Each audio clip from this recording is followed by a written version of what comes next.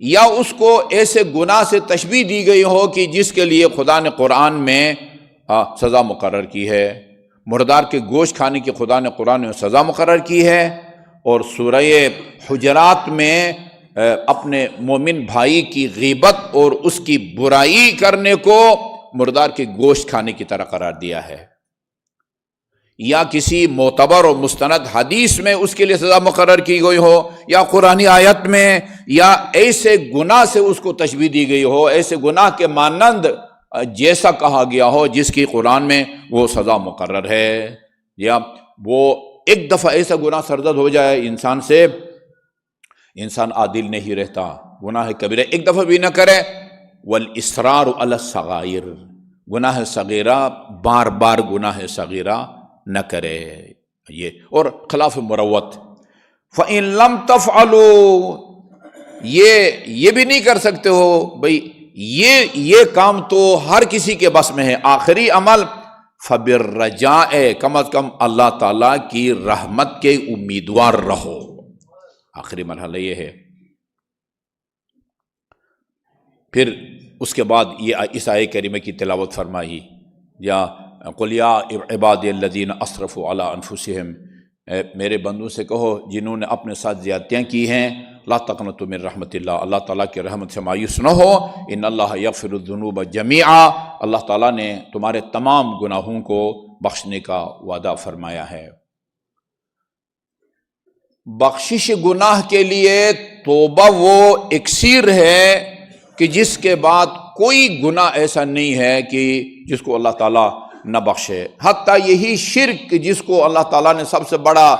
ظلم قرار دیا ہے، گناہ گان کبیرہ کی جب فہرست امام معصوم نے بیان کی ہے، سب سے پہلے الشرک باللہ ہے، خدا کے ساتھ کسی کو شریک قرار دینا۔ مشرک بھی اگر توبہ کر لے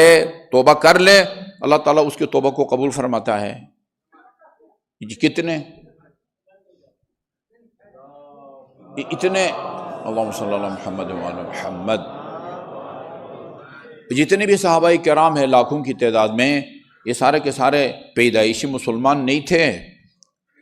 وہ امیر المومنین ہے جن کے بارے میں امام سجاد نے دربار یزید کے خطبے میں یہ جملہ فرمایا، جہاں اور 80 کے قریب امیر المومنین کے فضائل بیان کیے، وہاں امیر المومنین کی ایک یہ فضیلت بیان کی،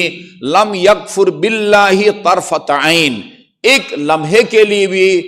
میں اس کا بیٹا ہوں، اس علی کا بیٹا ہوں جس نے ایک لمحے کے لیے بھی اللہ تعالیٰ کا انکار نہیں کیا، کفر اختیار نہیں کیا ہے۔ باقی اکثر مشرک تھے، توبہ کی انہوں نے، اللہ نے بھی ان کی توبہ کو قبول کیا۔ یہ جو ہستیاں جن صحابہ کے بارے میں ہیں کہ جنت ان کی مشتاق ہے، جنت ان کی مشتاق ہے، سارے نو مسلم ہیں، سارے نو مسلم ہیں۔ اللہ تعالیٰ جو ہے نا وہ شرک جیسے سنگین گناہ کو بھی توبہ کے بعد جو ہے نا وہ بخش دیتا ہے۔ توبہ کس طرح کریں؟ توبوا الی اللہ جمیعا ایھا المؤمنون، یہ بھی ہے توبوا الی اللہ جمیعا ایھا المؤمنون، اے صاحبان ایمان پلٹ آؤ اللہ تعالیٰ کی طرف۔ لفظی ترجمہ یہ بنتا ہے پلٹ آؤ اللہ تعالیٰ کی، گویا جو گناہ کرتا ہے وہ خدا کی طرف پشت کرتا ہے، اس کو اللہ تعالیٰ فرماتا ہے توبوا الی اللہ جمیعا، پلٹ آؤ، چونکہ توبہ کے بعد پھر تمہارا کوئی گناہ نہیں رہتا، ان اللہ یغفر الذنوب جمیعا، خدا تمہارے تمام گناہوں کو بخش دیتا ہے۔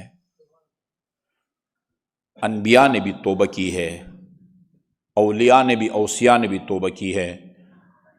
حضرت آدم نے توبہ کی ہے، رسول خدا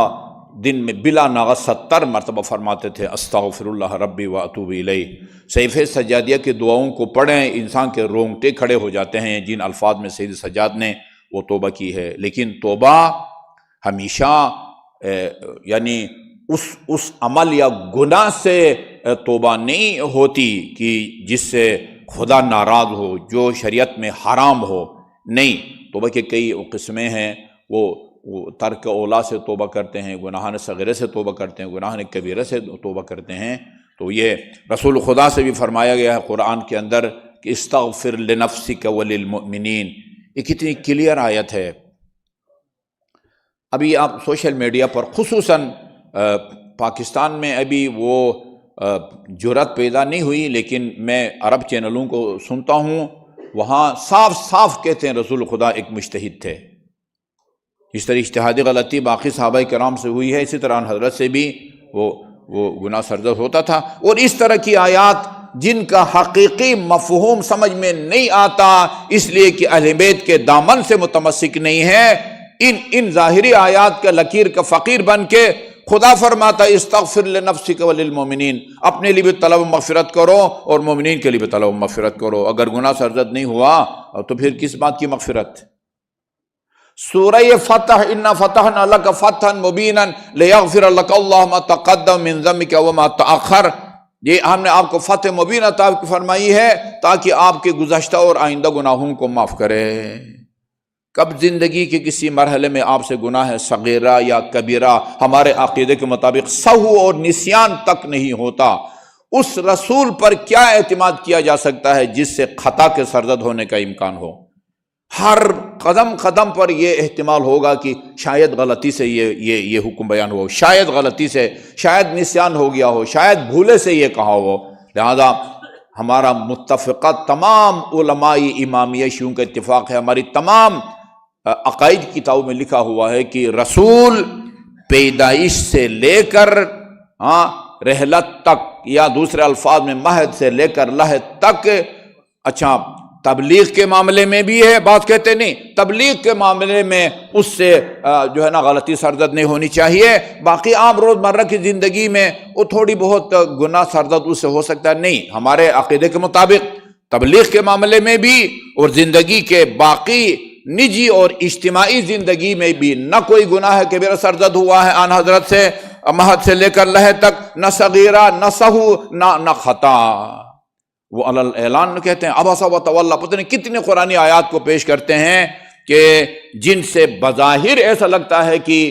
نبی سے، خصوصاً آن حضرت صلی اللہ علیہ وآلہ وسلم سے وہ گناہ سرزد ہوا ہے، اعتماد اٹھ جاتا ہے۔ اگر یہی مین دلیل یہی پیش کرتے ہیں ہم، امام اور رسول دونوں اگر معصوم نہ ہوں تو ان پر سے اعتماد اٹھ جاتا ہے، نہ معلوم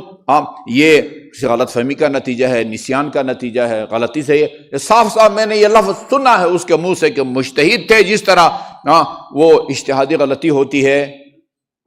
وہ مثال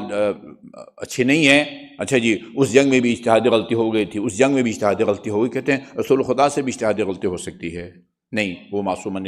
الخطا ہیں۔